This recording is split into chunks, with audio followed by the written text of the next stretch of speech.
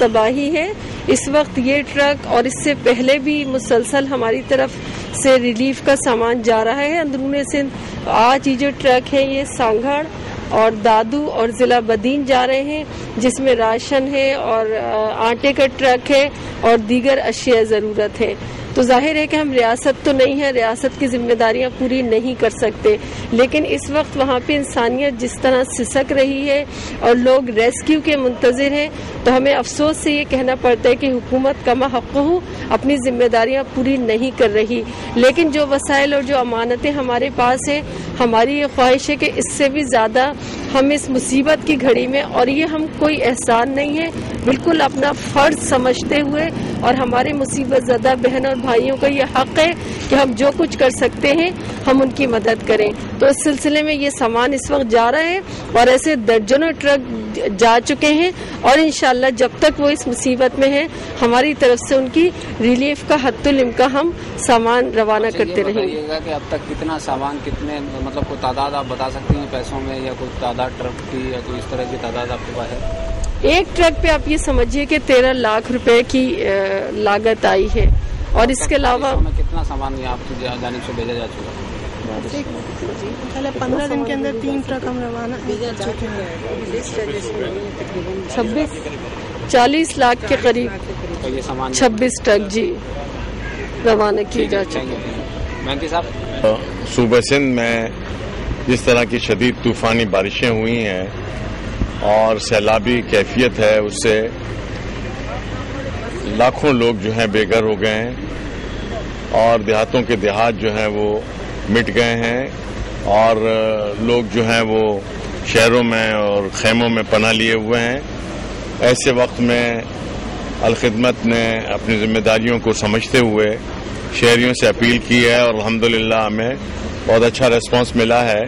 अभी जो हमारी ख़वातीन ने बताया कि इस वक्त ये 3 ट्रक हम रवाना कर रहे हैं, जिसकी तकरीबन मालियत जो है 40 लाख की है, और इससे पहले भी हम 10 ट्रक रवाना कर चुके हैं। इसके साथ ही राशन के लिए हमने पैसे भी भेजे हैं, खेमे भी भेजे हैं, और मुख्तलिफ अशियाए खुर्दोनोश और ज़रूरियात की चीज़ों को भेजा है। और इसके साथ साथ हमारे टेंट सिटी भी मुख्तलिफ इलाकों में लगे हुए हैं। मैं खुद दौरे पे गया था, और इस मौके पर बदीन में, टंडो बागों में और मीरपुर खास में और मुख्तलिफ जगहों पर खेमा बस्तियों में लोग आबाद हैं, जिनको हम पका पका खाना भी देते हैं, कच्चा राशन भी देते हैं, इसके अलावा कपड़े भी दिए हैं, बर्तन भी दिए हैं, और हर तरह से उनकी मदद करते हैं। इस वक्त इसकी ज़रूरत है कि अहलियान शहर और पूरे मुल्क के लोग जो हैं अपने भाइयों की नाजुक वक्त में उनकी मदद करें। खुदा न करे कि ये वक्त किसी को अल्लाह दिखाए और वो लोग जो माशाअल्लाह अहले सरवत होते थे वो भी सड़कों पर आ गए हैं। ऐसे वक्त में मैं आपके ज़रिए से अपील करता हूँ कि लोग हमारे साथ ताउन करें। अल-खिदमत के कारकुन वॉलंटरी काम करते हैं, और हमारी पूरी टीम लगी हुई है, और इसमें जो पैसे हैं और जो चीज़ें वसूल होती हैं वो तमाम की तमाम जो है वो मुतासिरीन तक पहुँच रही हैं। हुकूमत बहरहाल इस मामले में तसाहुल बरत रही है।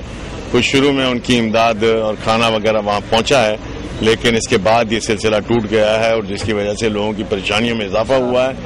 और इसी तरह से पानी को निकासी के लिए अभी तक हुकूमत ने बंदोबस्त नहीं किया है, इसलिए तमाम जगह खेतों में अभी तक पानी खड़ा हुआ है। शहर की जो बड़ी सड़कें हैं वहाँ से पानी खत्म हो गया है। नुकसान के हवाले से आपके पास क्या इत्तलात हैं? कितना नुकसान हुआ है, कितने लोग जो है? मेरा ख्याल है कि अरबों रुपए का नुकसान हुआ है। मैं खुद गया हूँ और मैंने देखा है کہ تمام فصلیں کھڑی فصلیں جو ہیں وہ تباہ ہو گئی ہیں، جس میں کپاس کی فصل ہے، جس میں مرچی کی فصل ہے، جس میں جو ہے وہ ٹماٹر ہے اور سبزیاں ہیں، تمام چیزیں جو ہیں وہ ختم ہو گئی ہیں اور میرے اندازے کے مطابق 95% ختم ہو گئی ہیں، جس کا نقصان جو ہے اربوں روپے میں جاتا ہے۔ اسی طرح سے مویشی جو ہیں وہ تباہ ہو گئے ہیں اور گھروں کی نقصان جو ہے، کھیتوں میں جتنے ہاریوں کے چھوٹے کچے پکے مکانات ہوتے ہیں سب تباہ ہو گئے ہیں۔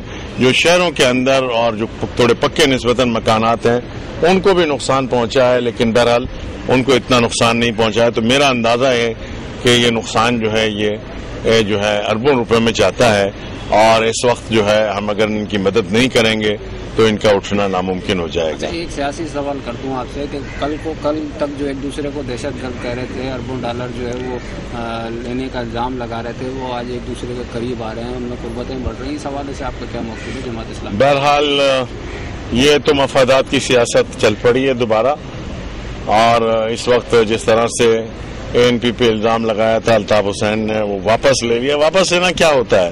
بات کہہ دی آپ نے، دنیا کے سامنے کھل کر آ گئی، آپ نے کہا کہ انہوں نے پیسے لیے ہیں، دہشت گردی کی ہے، تمام چیزیں سامنے آ گئیں۔